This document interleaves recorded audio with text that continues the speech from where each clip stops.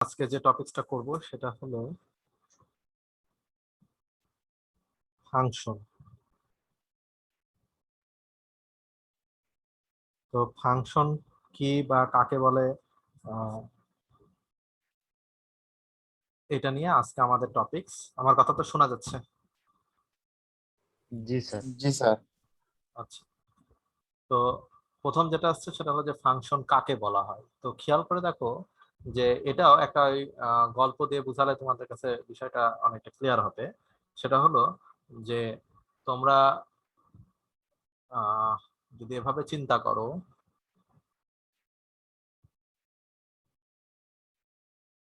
কোষ কাকে বলে বা টিস্যু কাকে বলে, জীববিজ্ঞানের ভাষায় তোমরা অলরেডি পড়ে আসছো কোষ টিস্যু। তো কোষ কাকে বলে? জীবদেহের গঠন ও কাজের একককে কোষ বলা হয়। আর টিস্যু কাকে বলা হয়? এই অনেকগুলা কোষের সমষ্টি যখন একটা নির্দিষ্ট কাজ সম্পূর্ণ করবে তখন তাকে আমরা বলবো হলো মূলত টিস্যু, ঠিক আছে, বা কলা। তো ওই ভাষাটাই যদি আমরা এখানে ব্যবহার করি, দেখো যে function is a group of statement that together perform a specific task. তার মানে খেয়াল করে দেখো, যদি তুমি টিস্যু কথা বলো, টিস্যু হলো অনেকগুলা কোষের সমষ্টি, যখন একটা নির্দিষ্ট কাজ সম্পূর্ণ করবে তখন সেই কোষের সমষ্টিকে আমরা বলছিলাম টিস্যু। তাহলে ঠিক এরকম অনেকগুলা স্টেটমেন্টের সমষ্টি যখন একটা নির্দিষ্ট কাজ করবে তখন সেই স্টেটমেন্টের সমষ্টিকে বলবো ফাংশন। বুঝলা কিনা? তার মানে একটা সমষ্টি হবে, ফাংশনটা হলো একটা সমষ্টি, যখন একটা নির্দিষ্ট কাজ সম্পূর্ণ করবে তখন তাকে আমরা বলবো হলো ফাংশন। এখন কি রকম, আমি ধরো যে তোমরা আমাদের এই ইউনিভার্সিটিতে ভর্তি হয়েছো, তো তোমাদেরকে নিয়ে আমরা একটা কালচারাল প্রোগ্রাম করব। তো তোমাদেরকে নিয়ে যদি আমরা একটা কালচারাল প্রোগ্রাম করি তাহলে এখন তোমাদের ভিতরে যে ভালো গান পারে তাকে দিয়ে আমরা গান করাবো, যে ভালো নাচ করতে পারে তাকে দিয়ে নাচ করাবো, যে ভালো দেখা যাচ্ছে যে আবৃত্তি করতে পারে তাকে দিয়ে আবৃত্তি করাবো। তো এভাবে আমরা কিছু তোমাদের কয়েকজনকে সিলেক্ট করে দিলাম। এখন তোমরা বলছো স্যার আমরা তো স্টেজে কোনোদিন গান নাচ করি নাই, আমাদেরকে একটু ট্রেনিং দেন। আচ্ছা, ভালো কথা। তো আমরা বাইরে থেকে ট্রেনার নিয়ে আসলাম, নিয়ে এসে তোমাদেরকে 1 সপ্তাহ ধরে খুব ভালোভাবে ট্রেনিং দেওয়া হলো। ট্রেনিং দেওয়ার পরে দেখা যাচ্ছে যে তোমাকে ওই কাঙ্ক্ষিত দিনে বলা হলো যে এবার গান করো বা কবিতা আবৃত্তি করো। তো তুমি দেখা যাচ্ছে উঠলা, বাট হাঁটু কাঁপছে, মানে অনুষ্ঠানটা ঠিক মতো ভালো হতেও পারে আবার কি নাও হতে পারে। আচ্ছা, এখন এই যে সমস্যা, এখন অনুষ্ঠান তো যে করে হোক চালাতে হবে, তো এখন কি করা যায়? তো চিন্তা করে দেখা গেল যে বগুড়াতে কিন্তু অনেক মানে সংগঠন আছে, যেমন গান নাচ করা বিভিন্ন সংগঠন আছে। দুই একটা নাম বলতে পারবা কেউ? বন্যা? স্যার নাম আমি না জানতাম কিন্তু এখন মনে নাই, এখন ভুলে গেছি। আমাদের প্রোগ্রামেও আসছিল বাইরে থেকে একটা ইয়ে, তো নাম আচ্ছা, মনে নাই। অন্য কেউ?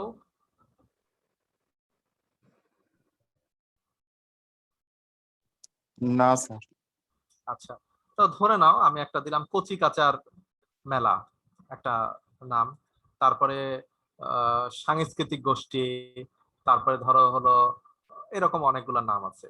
তো ধরে নাও যে হলো বগুড়া সাংস্কৃতিক গোষ্ঠী একটা আছে, কচি কাচার মেলা একটা আছে, তারপরে ধরো আরো যদি দিই হলো শিল্পী গোষ্ঠী, আমরা কজন শিল্পী গোষ্ঠী, এরকম কয়েকটা নাম দিলাম। তো এরা বগুড়াতে অলরেডি আছে। এরা কি করে? এরা কিন্তু একটা নির্দিষ্ট রুম তাদের আছে, সেই রুমে তারা প্রতিদিন রেওয়াজ করে, গান করে, নাচ করে। তাদের নির্দিষ্ট কিছু শিল্পী আছে, তাদের হ্যান্ডস আছে, তারা ব্যবহার করে এই নাচ গানগুলা করছে। আচ্ছা, এখন আমরা কি করলাম, আমরা যে তাদেরকে বললাম যে কচিকাচার মেলা থেকে আপনারা এসে আমাদের এখানে গান নাচ করে যাবেন। ওরা বললো ঠিক আছে আমরা করে যাব। নির্ধারিত দিনে আসলো, ওরা এসে আমার এখানে গান নাচ করলো, বিনিময়ে একটা টাকা নিয়ে চলে গেল। আচ্ছা, আমি যদি দ্বিতীয় দিন আবারও প্রোগ্রাম করতে চাই আর তোমাদের মতো স্টুডেন্টদেরকে যদি বলে আবারও গান নাচ করতে হবে, তোমরা কিন্তু সব পালিয়ে যাবা। কিন্তু আমি যদি ওই কচিকাচার মেলাকে আবারও বলি, কল করি যে আপনারা আবার এসে আমাদেরকে গান নাচ করে দিয়ে যান, ওরা কিন্তু আবারও আসে ওই একই গান নাচ করে দিয়ে যাবে। তৃতীয় দিন যদি আমি বলি, ওরা আবারও করবে, কারণ ওদেরকে টাকা দিলে ওরা কাজ করবে, ওটা তাদের পেশা। তাহলে খেয়াল করে দেখো, এই যে আলাদাভাবে একটা ওরা একটা গোষ্ঠী, এই গোষ্ঠীটা একটা নির্দিষ্ট কাজ সম্পূর্ণ করছে, আবার তারা চলে যাচ্ছে, আবারও কাজ এসে সম্পূর্ণ করছে, চলে যাচ্ছে। তাহলে এই কচিকাচার যে মেলা, এইটাকে আমরা বলতে পারি একটা function, A group of statement কি করছে, টুগেদার পারফর্ম এ টাস্ক, তারা কি করছে, তারা টুগেদারলি একত্রে একটা টাস্ক পারফর্ম করছে। অতএব এই গোষ্ঠীটাকে আমরা কি বলতে পারি, ফাংশন। তো আশা করি বুঝতে পারছো ফাংশনটা আমরা কিভাবে বুঝাচ্ছি, যে ফাংশনটা হলো একটা গ্রুপ অফ স্টেটমেন্ট, সেটা কি করে, একটা স্পেসিফিক টাস্ক সম্পূর্ণ করে। তো প্রত্যেকটা সি প্রোগ্রামে ন্যূনতম একটা ফাংশন আছে, সেই ফাংশনটার নাম হলো মেন ফাংশন, যেটা অলরেডি তোমরা ব্যবহার করেছো, জানো।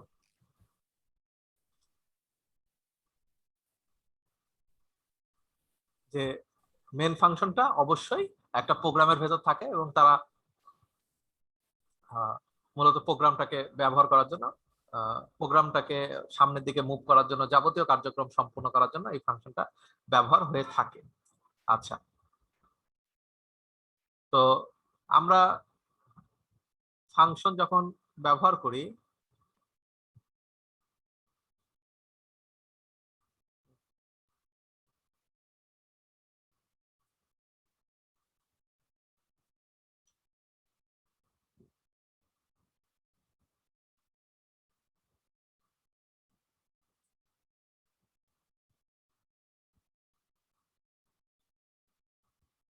আচ্ছা তাহলে ফাংশন যখন আমরা ব্যবহার করতে আছি, সেই ফাংশনের কয়েকটা পার্ট এখানে, যেমন দেখো ফাংশনটাতে একটা ডিক্লারেশন, তারপরে ইমপ্লিমেন্টেশন অ্যান্ড কমপ্লিট ডেফিনেশন। তো মূলত আমরা ওই যে ফাংশনটার একটা নির্দিষ্ট আমরা টাস্কের ভেতরে যখন ফেলছিলাম, যেমন দেখো তুমি কোন শিল্পী গোষ্ঠীকে মানে কল দিচ্ছ, তাহলে প্রত্যেকটা শিল্পী গোষ্ঠীর কি একটা নির্দিষ্ট নাম আছে, তাদেরকে সেই নামে ডাকছি আমি, এটা প্রথম পার্ট। আচ্ছা, দ্বিতীয় যেটা সেটা হলো যে তারা এসে গান নাচ করছে, কোন গান নাচ করবে তারা কিন্তু প্রিডিফাইন্ড, তারা আগে থেকে ঠিক করে রাখে এবং কাজটা কমপ্লিট করছে, করে তারা চলে যাচ্ছে। তো ফাংশনটা আমরা কেন ব্যবহার করে থাকি, তো খেয়াল করে দেখো যে বড় ধরনের যখন প্রোগ্রাম হয়, সেই বড় ধরনের প্রোগ্রামকে আমরা ছোট ছোট ভাগে ভাগ করে কাজটা করে থাকি। এই ছোট ছোট ভাগগুলোকে আমরা বলি হলো ফাংশন। যেমন এভাবে যদি তুমি চিন্তা করো যে টোটাল একটা হসপিটালের কথা যদি চিন্তা করো, সেই টোটাল হসপিটালটা তো বিশাল একটা পার্ট, এখন সেটাকে আমরা ফাংশনে ভাগ করতে পারি। কিরকম, যেমন হার্টের একটা ফাংশন, যেমন হলো শিশু রোগের একটা ফাংশন, যেমন সার্জারির একটা ফাংশন। তাহলে বুঝতে পারছো যে এরকম ছোট ছোট পার্টে ভাগ করে করা সম্ভব। ঠিক একইভাবে একটা ক্যালকুলেটরের কথা যদি চিন্তা করো, একটা ক্যালকুলেটরে কিন্তু অনেক যোগ বিয়োগ গুণ ভাগ সবকিছু করা যায়। তাহলে সব কাজ কি এট এ টাইম হবে, নাকি আলাদা আলাদা ফাংশন থাকবে, যে ফাংশনের আমার দরকার তাকে কল করব, সে আসে সেই কাজটা এক্সিকিউট করে চলে যাবে। তাহলে সেভাবে চিন্তা করো যে সাবের একটা ফাংশন আছে, তারপরে অ্যাডের একটা ফাংশন আছে, তারপরে ডিভাইডেড এর একটা ফাংশন আছে। তো এগুলো ছোট ছোট সাব প্রোগ্রামে আমরা ভাগ করি বা সাব ফাংশনে ব্যবহার করি। তাহলে বড় ধরনের একটা ক্যালকুলেটরকে এই যে ছোট ছোট পার্টে ভাগ করছি, এই সবগুলোকে আমরা কি বলছি, ফাংশন। তো ফাংশন ব্যবহারের সুবিধা কি, প্রথম কথাই হলো যে কোড রিইউজেবিলিটি, মানে ফাংশন ব্যবহার করলে কি হবে, রিইউজ করা সম্ভব। যেমন ওই যে কচিকাচার মেলাকে আমরা কি করছিলাম, বারবার ডাকছি, ওরা এসে গান বাজনা করে চলে যাচ্ছে, তাহলে কি হচ্ছে, বারবার ডাকছি মানে রিইউজ করছি। একবার লিখে যে আমি শেষ করে ফেললাম তা না, যতবার আমি কল করব ততবার তারা এসে আমার এখানে হাজির হবে। অতএব এটাকে বলা হয় রিইউজেবিলিটি। আচ্ছা, তারপর develop an application in module format, মানে একটা অ্যাপ্লিকেশনকে ছোট ছোট এরকম মডিউলে ভাগ করে সলভ করা হয়। আর তা easily to debug the program, তার মানে আমার কোন ফাংশনের সমস্যা আমি ইজিলি কিন্তু ডিবাগ করতে পারবো, মানে খুঁজে বের করতে পারবো। ঠিক আছে, তারপরে কোড অপটিমাইজেশন, মানে no need to write lot of code, মানে কোডটা ছোট হয়ে আসবে। তো এইগুলো কাজগুলা ইজিলি করা সম্ভব। আচ্ছা, তো এগুলো হলো অ্যাডভান্টেজ অফ ফাংশন। এর পরবর্তী আসছে যে টাইপস অফ ফাংশন। ফাংশন কত প্রকার, ফাংশন মূলত দুই প্রকার। প্রথম যে ফাংশনটা আছে সেটাকে আমরা বলছি হলো লাইব্রেরি ফাংশন আর প্রি ডিফাইন্ড ফাংশন, আর একটা হলো ইউজার ডিফাইন্ড ফাংশন। তাহলে প্রথম ফাংশনের নাম হলো লাইব্রেরি ফাংশন আর প্রি ডিফাইন্ড ফাংশন। ঠিক আছে, আর দ্বিতীয় ফাংশনকে আমরা বলছি হলো ইউজার ডিফাইন্ড ফাংশন। তাহলে দেখো প্রথম ফাংশনটাকে যেটা বলা হচ্ছে লাইব্রেরি, ঠিক আছে, মানে প্রথম মানে আগে থেকে তৈরি করা যেটা ফাংশন, অলরেডি তোমরা লাইব্রেরি ফাংশনের নাম শুনেছো, যেমন প্রিন্টএফ, স্ক্যানএফ, তারপরে ওই যে স্ট্রিং কপি, স্ট্রিং ক্যারেক্টার, এগুলো সবগুলাই হলো লাইব্রেরি ফাংশন। এই ফাংশনগুলোর নাম তুমি নিজে বানাওনি, মানে আগে থেকে আমরা বলছি তুমি সেটাই ব্যবহার করছো, প্রি ডিফাইন্ড ফাংশন। আচ্ছা, আর একটা হলো ইউজার ডিফাইন্ড ফাংশন, মানে ইউজার ক্যান ডিফাইন, মানে ইউজার ইচ্ছা করলে সেটাকে কি করতে পারে, ডিফাইন করতে পারে। তো এই জন্য এটাকে আমরা বলি হলো ইউজার ডিফাইন ফাংশন। তো এখানে খেয়াল করে দেখো, এখানে দুইটা ফাংশনের পার্ট দেওয়া আছে, একটা হলো লাইব্রেরি আর একটা হলো ইউজার ডিফাইন্ড ফাংশন। একটা হলো প্রি ডিফাইন্ড আর একটা হলো ইউজার ডিফাইন্ড। আমি একটা উদাহরণ দিয়ে যদি বলি, ধরো তুমি একটা বাজারে গেলা, একটা টি শার্ট তোমার খুব সুন্দর পছন্দ হয়েছে, তো সবই ঠিক আছে, কিন্তু টি শার্টের যে পকেটটা সেটা তোমার কাছে ভালো লাগছে না। তো তুমি যদি ওই দোকানদারকে বলো যে ভাই এই টি শার্টের পকেটটা একটু বড় করে দেন, ওরা কি তোমার কথা শুনবে? ওরা তোমার কথা শুনবে না, বলবে যে এই শার্টটা রেডিমেড, অতএব এটাতে যা আছে এটা আপনাকে নিতে হবে, কোনো রূপ চেঞ্জ হবে না। তাহলে এটাকে আমরা বলছি হলো লাইব্রেরি ফাংশন। আচ্ছা, এখন তুমি দর্জির কাছে গেলা, যাই একটা কাপড় দিলা, দিয়ে বললা যে আমাকে এই এই ডিজাইনের এখানে একটা পকেট, ওখানে একটা পকেট, এখানে আর একটা বড় পকেট লাগাই দেন। দর্জি কিন্তু তোমার কাজটা করে দিবে। তাহলে এইটাকে আমরা বলছিল user define, user can define. ঠিক আছে? তো ইউজার ডিফাইন মানে ইউজার নিজে নিজে তৈরি করতে পারছে। তার মানে আশা করি বুঝতে পারছো যে একটা রেডিমেড শার্ট আর একটা নিজে বানানো শার্ট, দুটার মধ্যে যেমন পার্থক্য, ফাংশন একটা হলো রেডিমেড, যেটা আমি অলরেডি পাচ্ছি, সেটা আমি কোনো এডিট করতে পারবো না, খালি জাস্ট ওটাকে ব্যবহার করতে পারবো। আর আরেকটা নিজে বানাতে পারবো। তো ফাংশন সম্পর্কে বোঝা গেছে কিনা? এটুকুন যেটা বললাম। জি স্যার। তো আমরা ইজিলি এখন সেই রেডিমেড ফাংশন ব্যবহার করতে পারি। আচ্ছা, ফাংশন ব্যবহার গুলা করার জন্য এখানে কিছু পার্ট আছে, একটু উদাহরণ দিয়ে বলি তাহলে আর একটু ক্লিয়ার হবে। স্যার ইউজার ডিফাইন্ড ফাংশনের যদি একটা উদাহরণ দিতেন, মানে আমাদের প্রোগ্রামিং এর। ইউজার ডিফাইন মানে ইউজার ক্যান ডিফাইন, মানে তুমি নিজে বানাতে পারবা। ঠিক আছে? এটার উদাহরণ আমরা পরে যাব, আগে ওপরেরটাতে যাই, প্রি ডিফাইনটাতে যাই। যে ধরো তুমি হলো যে প্রোগ্রামটা করছো, যে হ্যাশ ইনক্লুড stdio.h, তারপরে মেন ফাংশন লিখলা, তারপরে ধরো এখন একটা প্রিন্ট করবা। তো প্রিন্ট আপ করতে তোমার আনুমানিক 200টা কোড লিখতে হবে, 200টা লাইন। এই 200টা লাইন লিখলে তোমাকে কোনো একটা কিছু প্রিন্ট করে দেখাবে। তো তুমি তোমার নিজের নামটা প্রিন্ট করছো, তাহলে 200টা লাইন লিখেছো। তুমি আবারও আরেকবার তোমার ইউনিভার্সিটির নাম প্রিন্ট করবা, তাহলে একই কোড আবার কি 200 বার লিখতে হবে কিনা? তার মানে দেখো কোনো কাজই করলো না, কিন্তু 400টা লাইন অলরেডি লিখতে হয়ে গেল। আচ্ছা, আবারও যদি তৃতীয়বার লিখো, তাহলে দেখা গেল আরো ধরো যে 200টা লাইন লিখতে হবে। তাহলে খেয়াল করে দেখো যে তুমি একই কাজ করছো, কিন্তু তোমার কোডটা বারবার লিখছো, মানে 600 লাইন লেখা হয়ে গেছে 3টা লাইন লিখতে। তাহলে এই কাজটা আমরা কি করতে পারি? এই কাজটা আমরা এইভাবে করতে পারি যে এখানে একটা আলাদা জায়গা, সেই ঘরটাতে আমি এই 200টা লাইন লিখে রাখছি। আচ্ছা, তার একটা আলাদা নামকরণ করলাম, সেটা হলো প্রিন্টএফ। ঠিক আছে? আমি এখন কি করব?